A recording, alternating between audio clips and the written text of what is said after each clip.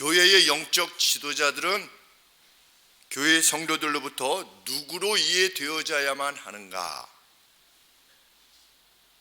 그리고 성도들이 기대하는 그 절정의 시기, 하나님으로 말미암는 절정의 시기는 과연 어느 때인가?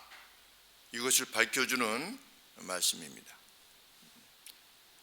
고린도 교회는 사도 바울이 설립했는데 고린도 교회의 소식을 들었던 사도 바울이 탄식하게 됩니다. 왜냐하면 고린도 교회 내에 여러 문제가 있었는데 앞장 1장에서부터 언급되어지는 내용은 고린도 교회 내에 지도자들을 중심으로 각 분파가 생겨서 서로 갈등하고 있었다는 것입니다. 어떤 사람은 나는 바울이 이런 점이 참 좋아. 나는 바울이 최고라고 생각해. 나는 아볼로야. 말을 얼마나 잘하는지 알 수 없어. 설교를 이렇게 잘하잖아. 아볼로. 그래도 예수님의 제자가 베드로가 아니겠어? 그래서 수제자가 나는 베드로야. 나는 베드로가 오면 나는 환호하고 싶어. 이런 일들로 인해서 교회의 어떤 갈등과 나눔이 발생했다는 소식을 들었을 때 사도 바울이 아주 탄식한 것입니다. 특이한 것은 나는 그리스도에게 속했다 이런 사람이 있었다는 겁니다. 나는 쉽게 말씀드리면 그리스도파다. 그리스도파는 좀 좋지 않는가? 우리 1장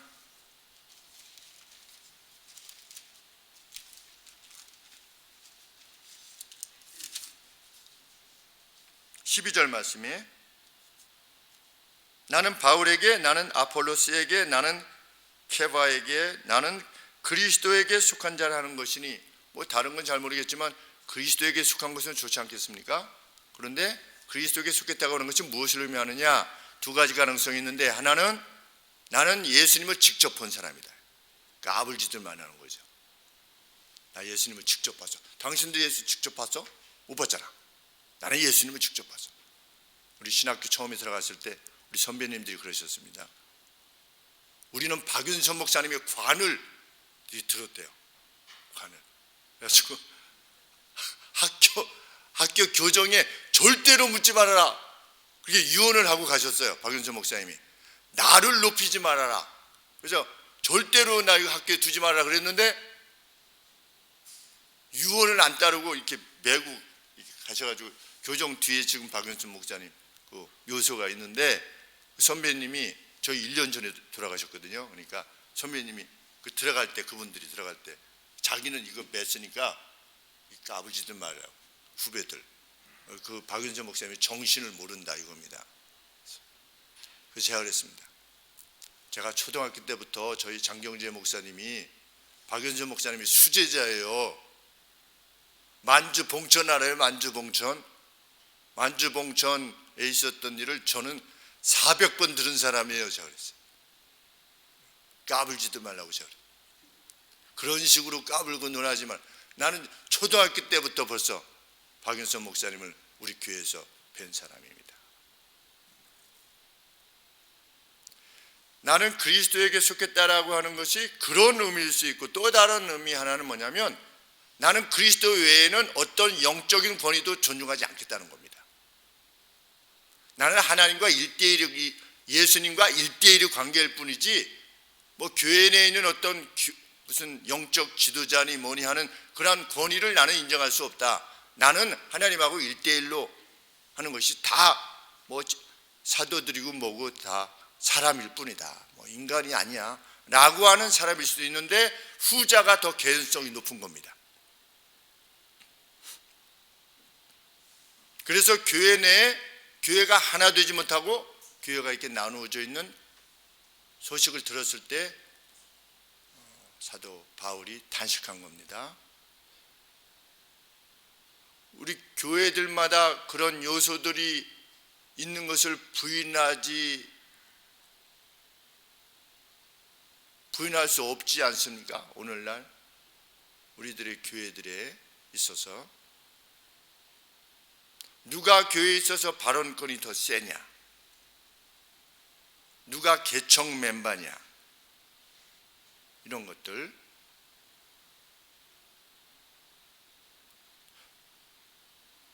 뭐 죄인들의 모임이기 때문에 교회 내에서도 뭐 그럴 수 있지 않느냐, 그 정도의 갈등은 무슨 막 싸운 것도 아니고 그 정도의 갈등은 좀 뭐 교회 내에서도 좀 있음직하지 않느냐, 그게 뭐 그렇게 크게 문제냐 이렇게 생각할 수 있는데, 사도 바울이 뭐라고 그랬습니까? 제일 마지막 말씀에 21절 말씀에 너희가 무엇을 원하느냐, 내가 매를 가지고 너희에게 나아가랴, 아니면 사랑과 온유한 마음으로 너희에게 나아가랴.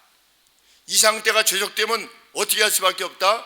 매를 댈 수밖에 없다 라고 할 만큼 교회 내에 어떤 그러한 별것 아닌 것 같은 나눔이 있는 것조차도 하나님의 거룩한 교회, 신적 기관이죠. 교회는 그것에 대한 인식이 상실된 것은 결코 용납할 수 없다는 겁니다. 오늘 교회가 그 인식을 지니고 있어야만 되는 것입니다. 우리의 교회가, 여기는 하늘소망교회는 하나님이 세우신 교회다. 하나님이 영혼에 대한 것을, 미스테리를 계시하시기 위해서, 하나님의 그 신비로움을 계시하시기 위해서 우리 주께서 친히 베드로의 신앙 위에 주는 그리스도시요, 바로 그 구약에서부터 예언되어져 왔던 그 메시아, 그 그리스도시요, 살아계신 하나님의 아들입니다. 살아계신 신 자체이십니다 라고 하는 고백 위에 이 교회가 세워졌음을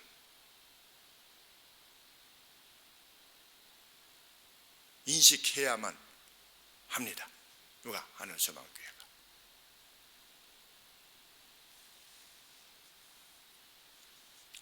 만일 그렇지 않다면 반드시 제거해야만 된다.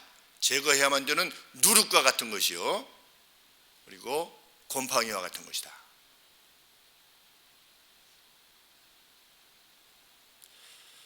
교회를 신적 기관으로 이해하지 못하게 되면 어떤 문제가 발생하느냐? 교회가 파산이 되는 것입니다. 교회의 모습은 있습니다. 많이 모입니다. 경건의 모습도 있어 보입니다. 그러나 실제적으로는 죽은 자들인 것입니다.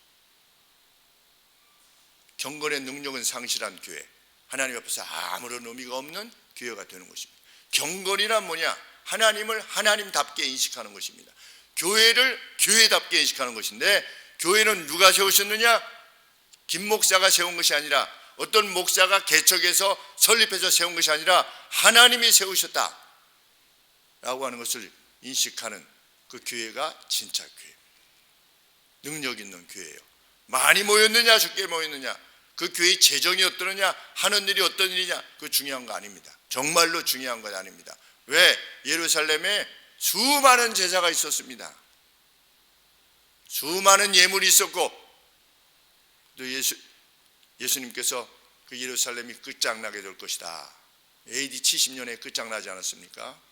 늘 말씀드리지만 120만 명이 죽었습니다. 예수님의 예언대로.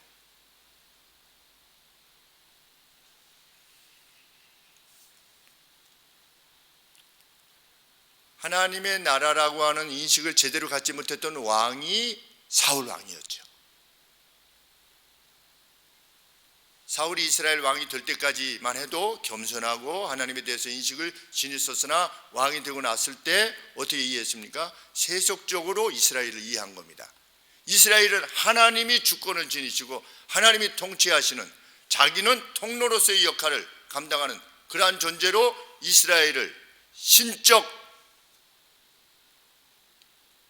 존재, 하나님께서 함께 하시는 교회로 인식했어야 되는데 세속의 왕처럼 지배하려고 했던 것입니다.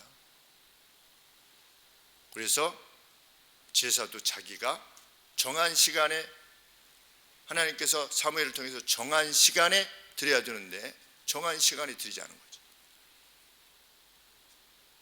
아말렉 왕 아각을 사로잡아 와서 좀 호의도 좀 베풀고, 왜? 내가 왕이니까. 그것이 이스라엘에 대한 오해였습니다. 사울의 오해였던 것입니다. 교회에 대한 오해가 발생하면 무엇이 발생합니까? 교회 내 누가 실세냐, 누가 이번에 권사가 되고 장로가 돼야 되는데 왜 안 됐느냐, 뭐 됐느냐 안 됐느냐, 몇 표 차이에 떨어졌느냐 말았느냐, 장로 권사 임직할 때 우리가 어떻게 돈을 모아서 교회에 이렇게 헌금할 것이냐, 이런 것들을 논하기 시작하게 되는 것입니다. 교회가.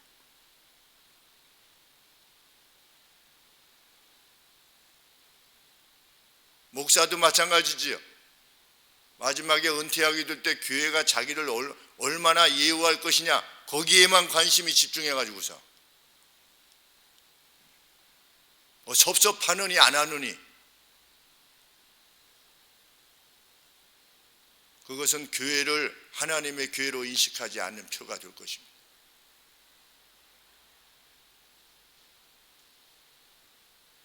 그러한 안타까움이 고린도 교회에 발생했다는 것입니다. 그들이 어떤 이들입니까? 예수님을 믿기 위해서 온 힘을 다해 썼다고 여겨줄 수밖에 없는 그런 상황 가운데서 예수님을 섬겼던 분들입니다. 로마 시대에. 그런데도 불구하고 교회 내에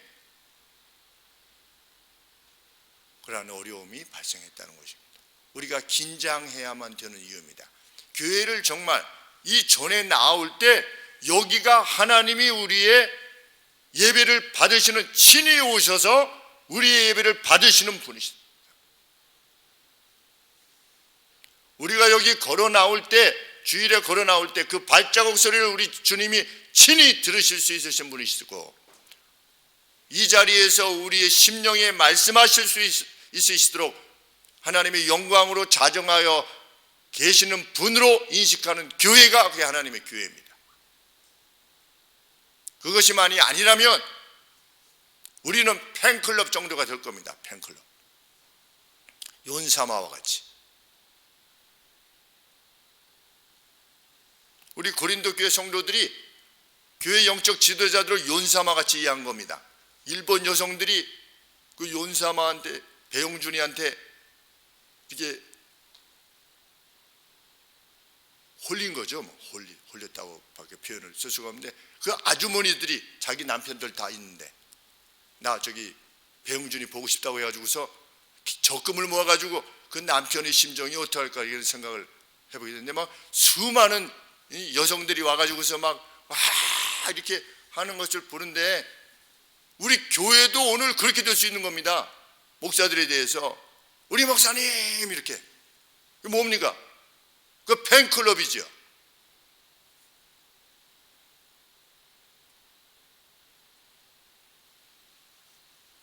저를 잊어주세요 이렇게 해야만 될 정도로.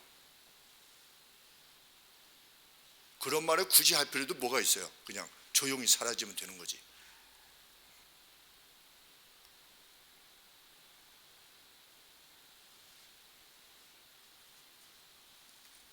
바울은 영적 지도자들을 그 어떤 인간적 장점으로 인해서 평가하는 것을 그치라. 우리 목사님은, 우리 전도사님은, 우리 누구는 이런 점이 이렇고 저런 점이 저렇고, 이렇게 평가하는 것을 그치라. 누구냐? 하나님의 사역자다. 나는 저 사람이 저 점이 참 좋아. 그럼 뭐가 좋은 겁니까? 인간이 좋은 거죠. 인간적인 면이 좋아. 인간 예수. 사람들은 그런 거 좋아합니다. 인간 예수. 얼마나 참 휴머니즘이 가득 찬.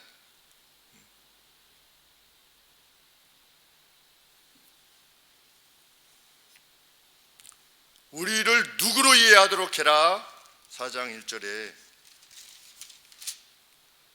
여러분들이요 마땅히 우리를 그리스도의 일꾼으로 이해하시오. 우리의 소유는 그리스도이십니다.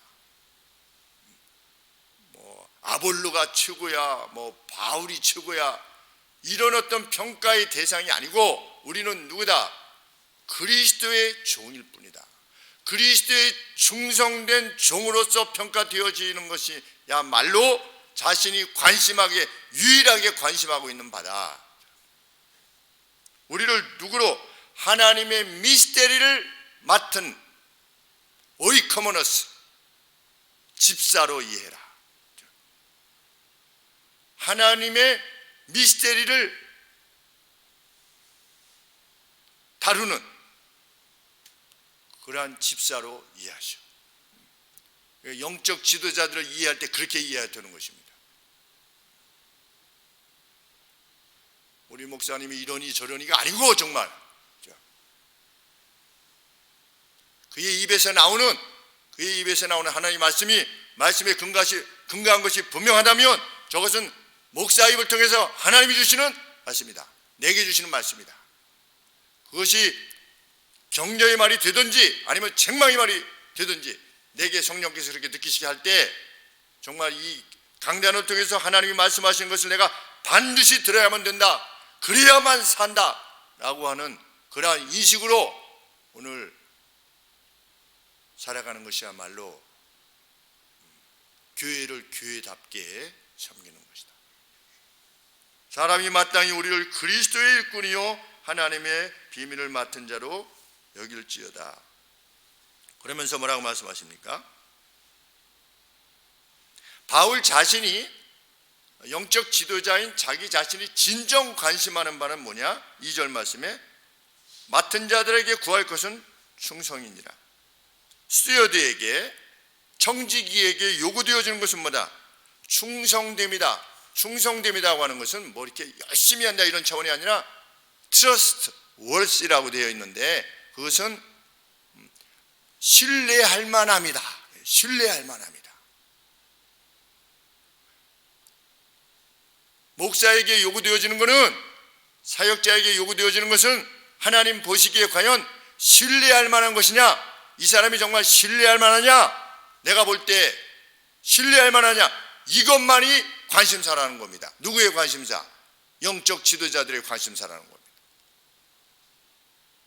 그러니까 목사들이나 우리 사역자들, 목사를 포함해서 사역자들이 정말 관심하는 바가 무엇입니까? 정말 하나님이 나의 전인으로서의 이 섬김이 너 그래 내가 신뢰할 만하다 라고 인정해 주실 것인가? 그것이 유일한 관심사인 거지요. 사도 바울이 그렇게 말하는 것입니다. 맡은 자들에게 구할 것은, 요구되는 것은 신실합니다. 그래서 이렇게까지 말합니다. 3절 말씀에 너희에게나 다른 사람에게나 판단받는 것이 믿는 너희들에게 의해서나 또 다른 누구에게 어떤 사람이냐고 판단받는 것이 지극히 작은 일이다. 그것은 내게 아무런 문제가 되지 않는다는 겁니다. 그것은 내 관심사가 아니라는 겁니다. 성도들이 나를 어떻게 인식해서 나를 높여줄 것이냐, 그것이 자신의 관심사일 수 없다는 겁니다. 뭐 설교를 잘하네, 뭐 착하네, 뭐 똑똑하네, 뭐 다방면으로 뭐 하네, 그것을 성도들이 어떻게 평가할 것이냐 하는 것도 자기의 관심이 아니라는 겁니다.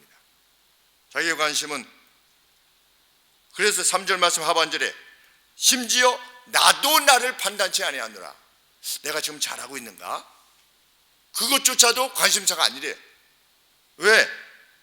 4절 말씀해 보니까 내가 내 자신에 대해서 어게인스트하는, 내 자신이 봤을 때 이렇게 좀 죄책감을 가지게 되는 그 어떤 일도 내 스스로 발견하지 못하지만 나는 잘못한 것이 없구나, 난 그래도 제대로 했구나 라고 하는 그 자기 자신에 대한 평가가 최종적으로 그날에 주께서 나를 향해서 내리시는 그 평가하고 같을 것이냐? 그것은 누구도 장담할 수 없다는 겁니다. 그래서 4절 말씀에 그러나 이를 인하여 의롭다함을 얻지 못하노라. 다만 나를 판단하실 이는 주시니라. 그런데 왜 당신들이 우리들을 판단해 가지고 아볼로가 더 낫다, 무슨 뭐 베드로가 더 낫다 이렇게 말하느냐는 겁니다. 조회수가 몇 번이냐, 좋아요가 몇 번이냐, 이런 거 개의치 않는다는 겁니다. 하나님의 사람은 그런 것들에 개의치 않는 것입니다. 주님이 나를 어떻게 판단하실 것이냐, 말씀에 근거해서 정말 그 인식 가운데 살아가는 사람이 경건한 사람입니다. 하나님이 기뻐하시는.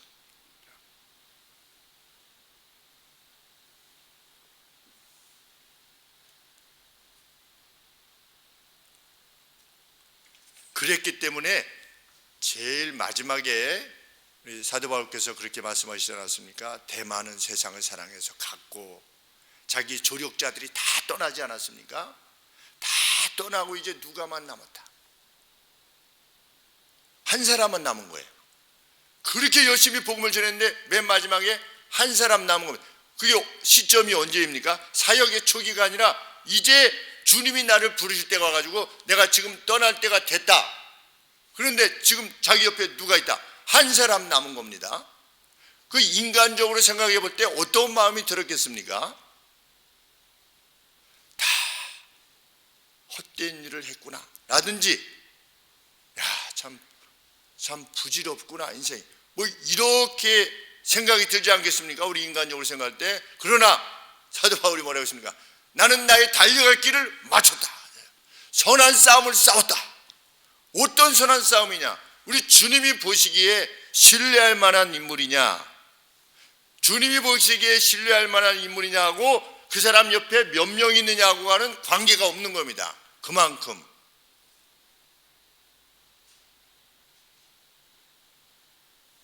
그래서 제가 저희 큰형을 참 사랑하고 높이는 겁니다. 믿음 안에서. 왜?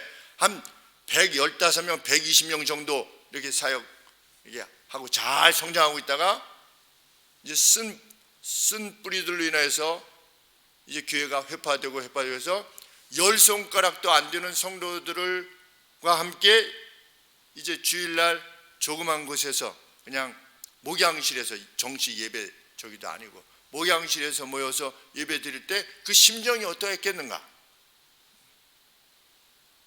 그래서 형 괜찮아? 제가 형 괜찮아? 그랬더니 성령이 주시는 기쁨으로 산다. 이렇게 형이 답하면서 만나면, 최근에도 이렇게 만나면 형이 묵상했던 그 한 5명, 6명 남은 성도들을 먹이기 위해서 형이 묵상한, 내가 창세기를 보니 창세기 1장 1절이 뭡니까? 태초에 하나님이 천지를 창조하시니라. 이것이 창조가 어떻게 되었다는 것을 말하려는 것이 아니라 구속의 역사가 어떻게 시작되었는가에 대한 관점에서 언급하고 있는 것이다. 그러면서 쭉 한 1시간 반 저한테 거의 뭐 박사 노기 논문 이렇게 발표하듯이 저한테 얘기를 했어요. 형 얘기를 쭉 이렇게 들으면 이번에는 어떤 주제로 쫙 나와요.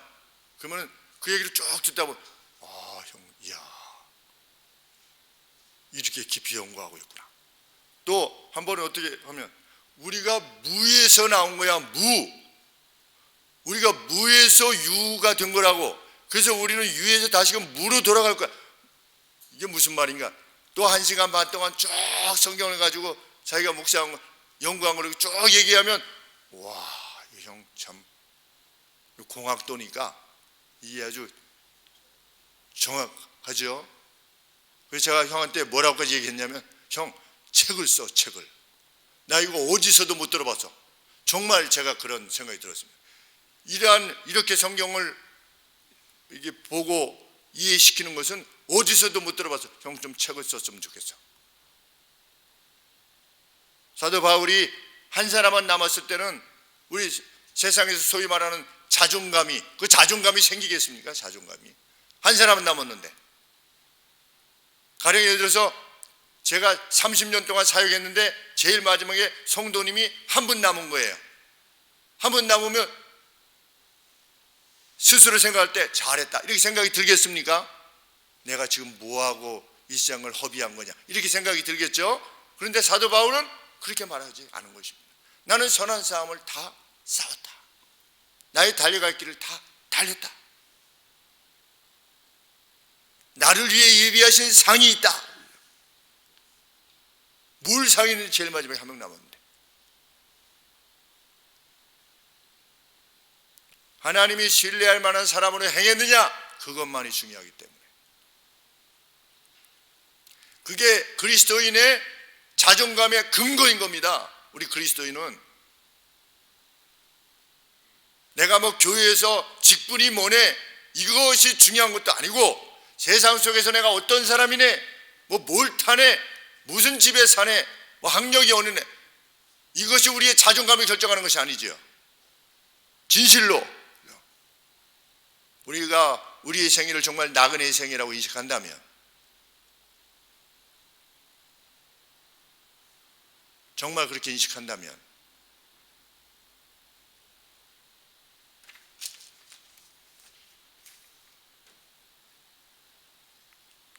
그래서 후배 목사님이, 저 상계동에 계시는 후배 목사님이 정신적으로 좀 지체되신 분들을 한 20-30명 24시간 이렇게 돌보면서 아파트 1층에서 그 방 안에서 돌보시면서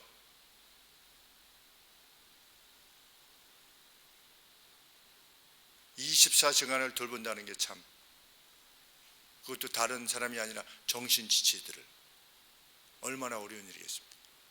정신박약, 정신분열 뭐 이런 분들을 이렇게 해서 하는데, 그 변기 뚫는 그것을 선물 받았다고 하면서 그렇게 좋아하시는 목사, 우리 뭐 변기 뚫는 것을 이렇게 선물 받았다고 뭐 이렇게 좋아. 왜 그렇습니까? 그 이제 정신적인 어떤 질환이 있을 때 그 약을 먹으면 이게 굳어진대요. 변이 아주 딱딱해져서 이 변이 안 내려가는 거지, 잘. 그 양변기에서. 그러면 수시로 목사님이 그걸 뚫어야 돼. 다른 사람이 개놓은 거를 이렇게 뚫어야 돼. 근데 잘 안 뚫어진대요, 그게. 근데 이번에 누가 선물했는데, 아니요, 그냥 제대로 그냥 뚫어진다고 그러면서 학교 신학대학원에서 왔는데 막 너무 좋아하는 거야. 저도 무슨 선물을 받으면 그렇게 기뻐할까, 이런 쥐 더 잘 잡는 것 그런 거 오면 혹시 잘 모르겠어요. 이 쥐하고 늘 싸워야 되니까.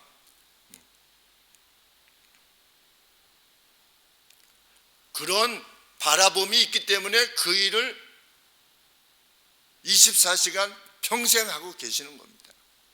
그런 일을 하고 계시다고 전혀 느껴지지가 않아요. 왜? 얼굴이 그냥 환하니까. 얼굴이, 후배 목사님이 참 별일이 다 발생하지 않겠습니까? 그 안에.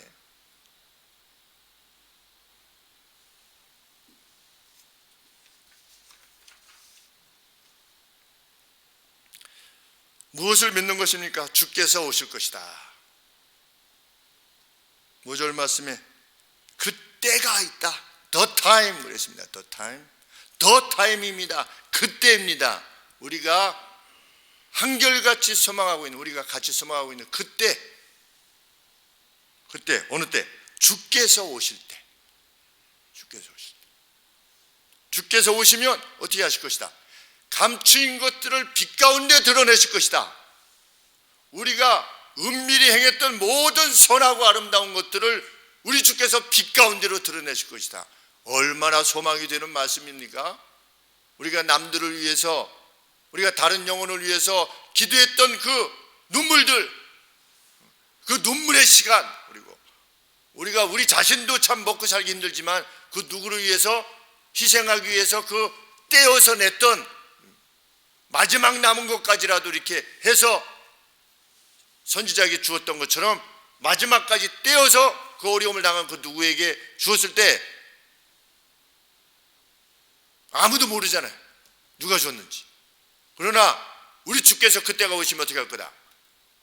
드러내실 것이다. 빛 가운데 너희 행한 바들을, 너희에게 영예를 돌릴 것이다. 우리에게는 그런 숨겨진 기쁨이 있지 않습니까? 숨겨진 기쁨. 언제 가끔 기쁩니까? 뭐 한 20년, 30년 전에 만났던 그 누가, 목사님 그때 목사님이 뭐 이렇게 했잖아요. 내가 그렇게 했어요? 그때 이렇게 해서 이렇게 했잖아요. 그랬어요? 그 기억이 잘 안 나네. 그럴 때 얼마나 기쁩니까? 왜? 그런 것들이 있을 때 나중에 우리 주께서 빛 가운데로 드러나게 하시겠다고 약속하시지 않았습니까? 그러니까 그 기쁨을 안고 사는 사람이 하나님의 사람입니다.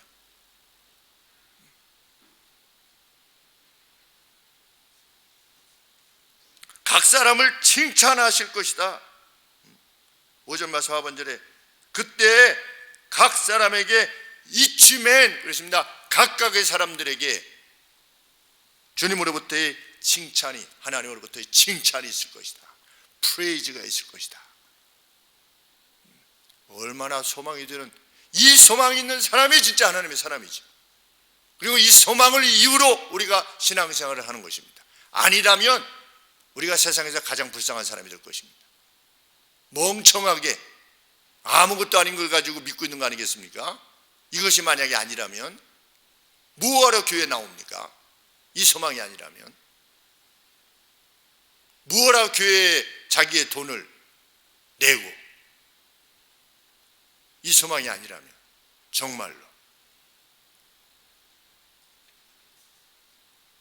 그 시간이야말로 믿는 이들의 프라임 타임이다. 아주 그 정상의 시간이죠.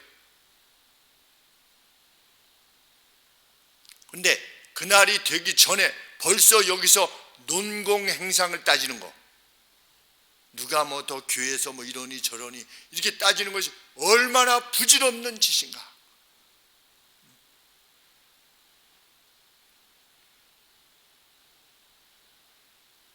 사도 바울은 그렇기에 어떤 일생을 감당하고 있다고 하는 것입니까? 우리 9절 말씀해 보시면 하나님께서 사도인 우리를 죽이기로 작정한 자 같이, 죽이기로 결정이 되어 있는 겁니다. 지명됐어요. 어포인트 됐어요. 죽이기로 미말에 두셨음에 끝에 두셨어요. 인간으로 보면 최말단의 위치에 놓게 하셨어요. 이게 누구냐? 콜로세움 같은 경기장에서 이게 포로나 아니면 죄인들이 잡혀오지 않겠습니까? 잡혀오면 어떻게 하는 겁니까? 많은 사람들이 지켜보는 가운데, 그 로마의 시민들이 지켜보는 가운데 죽이는 겁니다. 죽이기로 결정된 겁니다. 어떻게 해서든지 이 사람은 죽는 겁니다. 근데 바울이 그 사람들과 같은 상황에 지금 있다는 겁니다. 우리는 혹 예수님으로 인해서 모욕당하는 것을 견딜 수 없어 할 수 있을지 모릅니다. 그렇기 때문에 내가 예수님 믿는다는 것을 드러내지 않으려고 하는 사람들도 많이 있지요. 그런데 사도 바울은 무엇을 감당하고 있다? 죽이기로 결정하는 자 같이, 세네카 롬의 유명한 철학자, 예수님과 거의 동시대에 주전 한 5년 내지 10년에 태어났으니까 주님하고 우리 예수님하고 거의 동시대에 살았던 로마의 세네카라고 하는 역사가가 기록으로 남겼는데, 아침에 그 죄수들을 끌어내가지고 이제 그 원형 경기장 같은데 많은 사람들이 지켜보는 가운데 죄수들이나 포로를 끌어내는 겁니다. 끌어내서 누구랑 싸우게 하냐면 짐승하고 싸우게 하는 겁니다. 오전에. 그래서 짐승하고 싸워서 만약에 살아남았다 그러면 오후에 검투사들하고 싸우는 겁니다. 그 검투사들하고도 싸워서 안 죽었다 그러면 나중에 죽이기로 다시 감옥에 넣는 겁니다. 그러니까 결과적으로는 죽는 겁니다. 근데 사도 바울은 하나님께서 죽이기로 결정한 사람과 같이 자기 자신을 두셨다는 겁니다. 그런데 그것을 능히 감당하고 있다는 겁니다. 왜? 그날의 주님으로부터의 칭찬을 위해서. 우리 하늘소망교회, 왜 하늘소망교회냐? 그죠? 왜 하늘소망교회냐? 왜 좋은 이름들이 많이 있는데 왜 하늘소망이냐? 그 소망만이 진짜이기 때문에. 그 소망을 지니고 있는 사람은 무엇을 못하겠으며 무엇에 의해서 자기의 자존감을 상실하겠습니까? 나는 이거밖에 안 되나? 뭐 이런 사람들이 나를 어떻게 보나? 나 무시하는 거 아니야? 나를 몰라줘? 아무런 문제가 되지 않는 것입니다.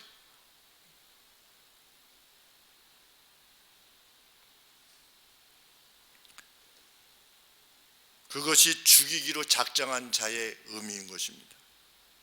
그러면서도 사도 바울이 뭐라고 그랬습니까? 항상 기뻐하라. 항상 기뻐해라.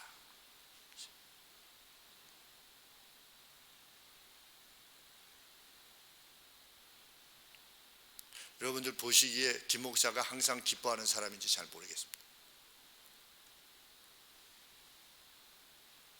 우리 자녀들이, 우리 영희, 현이, 윤이가 아빠가 요새 약간 분노가 이렇게,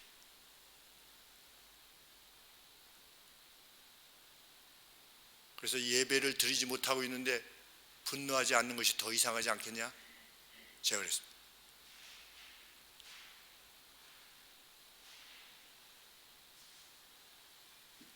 근데 그 모습을 누가 보고 있다고 합니까? 9절 말씀 하반절에 우리는 세계가 어떤 세계? 천사와 사람들 모두가 우리가 행하고 있는 이 싸움을 지켜보고 있다.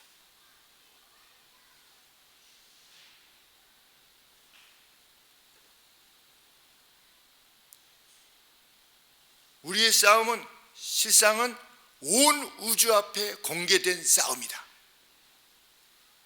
누구도 지켜볼 수 있는 싸움이다.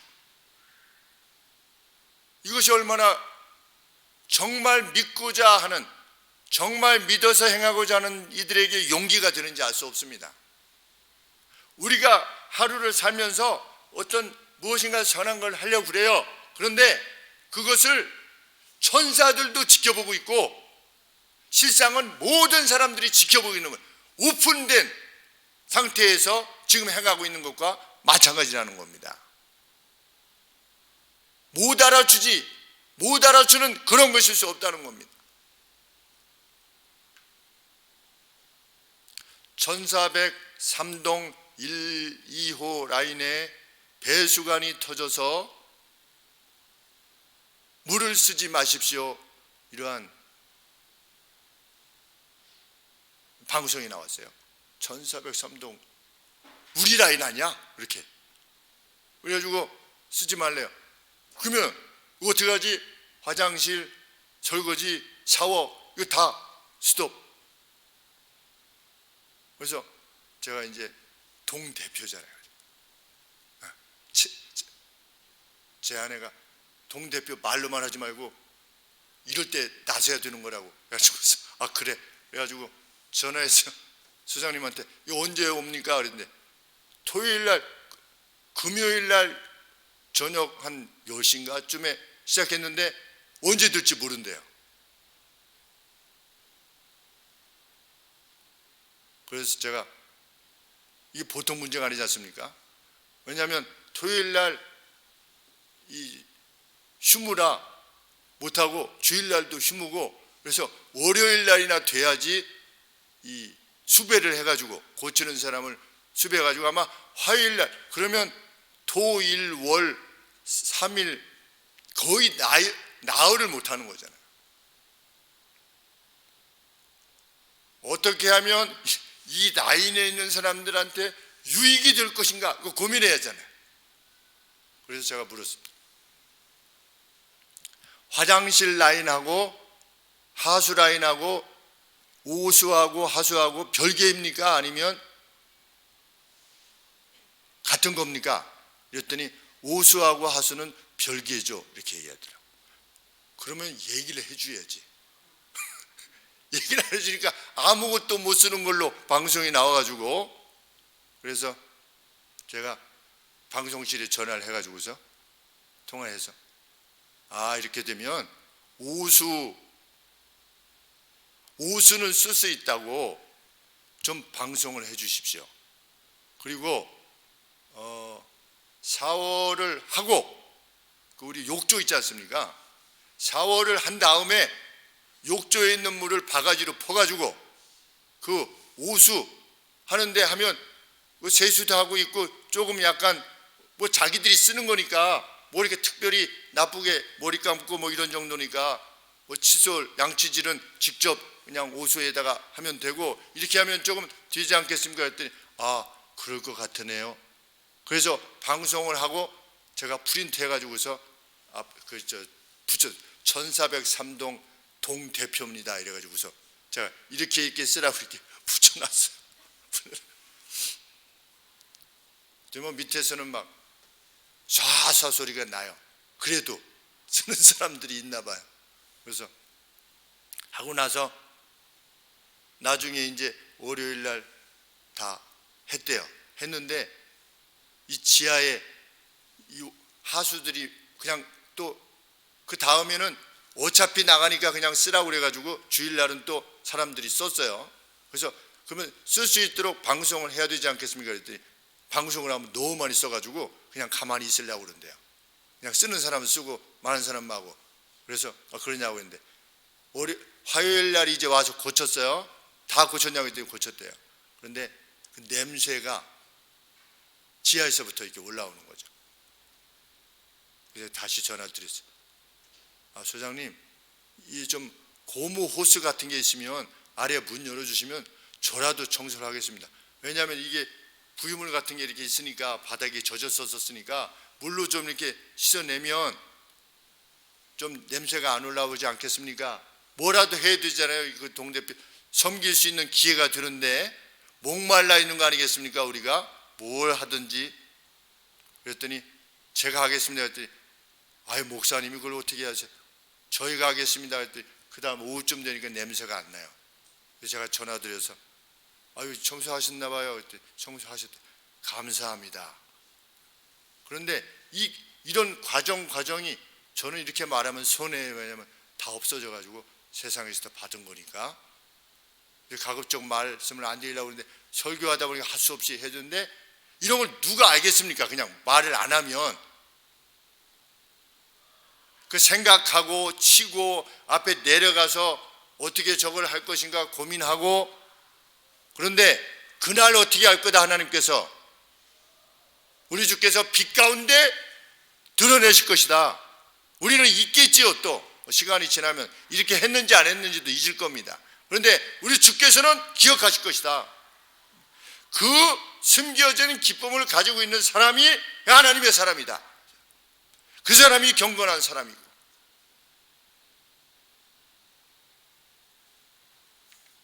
무엇을 견디는 것입니까? 13절 마지막에 우리가 지금까지 세상의 더러운 것과 만물의 찢기같이 되었도다. 여기서 이 세상의 더러운 것과 이것은 뭐냐면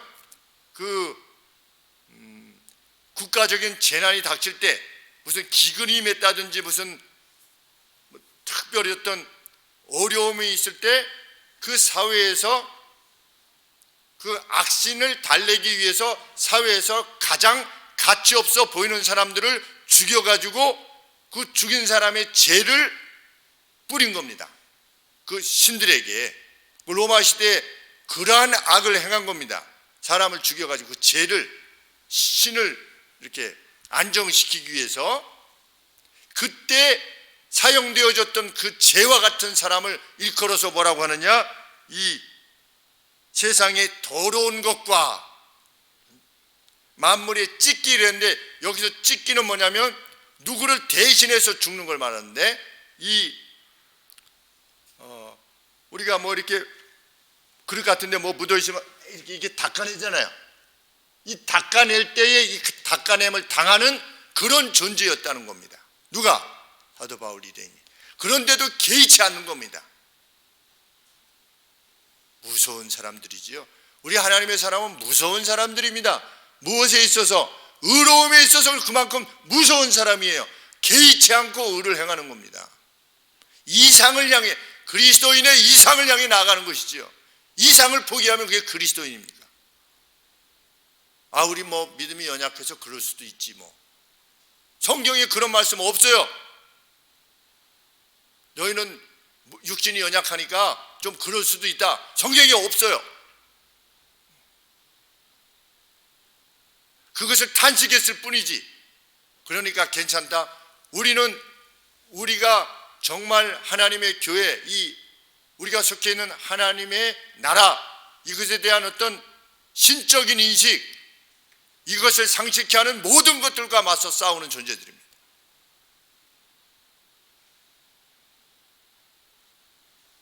그 하늘의 미스테리를 안고 전투를 행하는 싸움에 있어서 그 본질이 뭐냐? 그게 교회인 겁니다. 베이스 캠프가 교회인 거죠.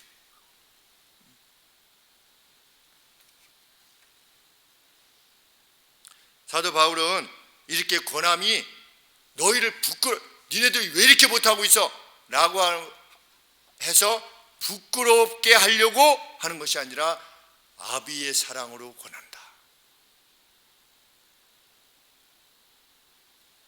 나는 당신들의 아비요, 아비로서 권하는 것입니다. 바울이 원하는 것은 무엇이었다고 그럽니까? 8절 말씀 하반절에 보시면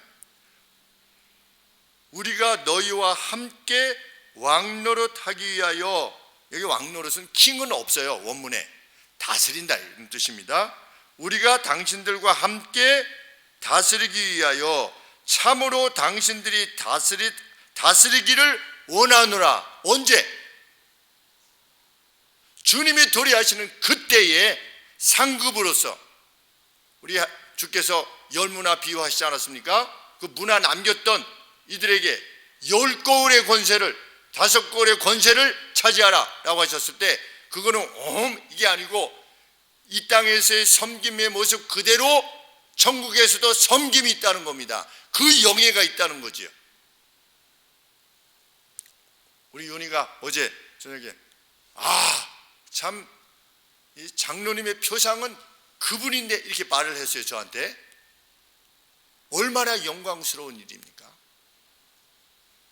누구 장로님의 표상, 그분 같은 분이 장로님이다 이렇게 언급했을 때 우리 아들도 이렇게 생각을 하고 있구나. 누가 누구에 대해서.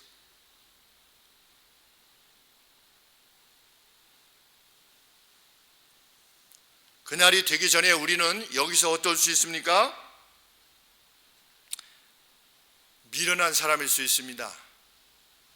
사도 바울처럼 여기서 약하고, 여기서 비천하고, 여기서 배고프고 목마르고, 여기서 가난하게 옷 입고, 여기서 사람들에 의해서 거칠게 다루어지고, 집이 없는 홈리스, 노숙자의 삶을 사는 것처럼 살 수도 있습니다. 누가 그렇게 살았습니까? 사도 바울이 그랬습니다.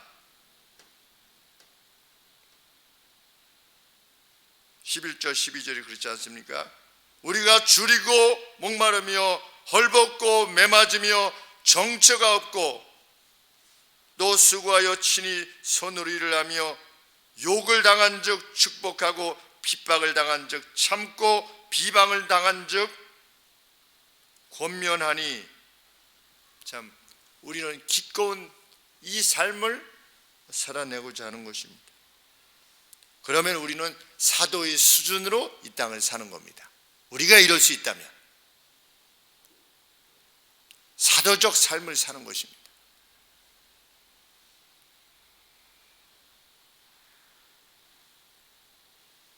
그 섬김으로 영원히 하나님의 나라를 함께 섬기는 우리가 되기를 원합니다. 우리 일생 떠날 때 선한 싸움을 싸웠다. 선한 싸움이지요. 선한 싸움을 싸웠다. 나의 달려갈 길을 다 마쳤다 라고 하는 그런 위대한 고백을 남기고 떠나는 날이 얼마 남지 않았다는 것, 우리의 가슴에 두고 매일을 그렇게, 이게 정말 얼마 남지 않은 그 생애를 이 하나님의 나라를 위하여서 드리기를 기꺼워하는 그 인식으로 하나님의 그 싸움의 본진인 교회를 섬기기를 원하는, 그리고 그렇게 사역자들을 바라보고 해석해 주기를 원하는 우리 교회가 되기를 소원하는 것입니다. 기도하겠습니다. 주님, 이 믿음 안에서의 용맹함이 저희 것이 되게 하여 주옵소서.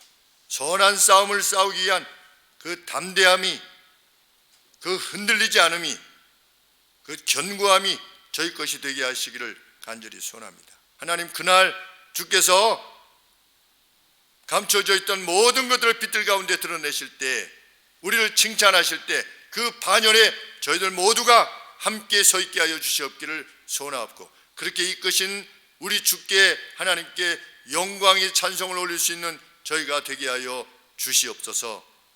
아버지, 그렇게 행할 때 우리 주께서 머리가 되시는 이 교회에 주의 능력으로 행하실 것이며 주의 인자하심으로 행하실 것을 저희들 믿습니다. 감사를 드리며 예수님의 이름으로 기도합나이다. 아멘.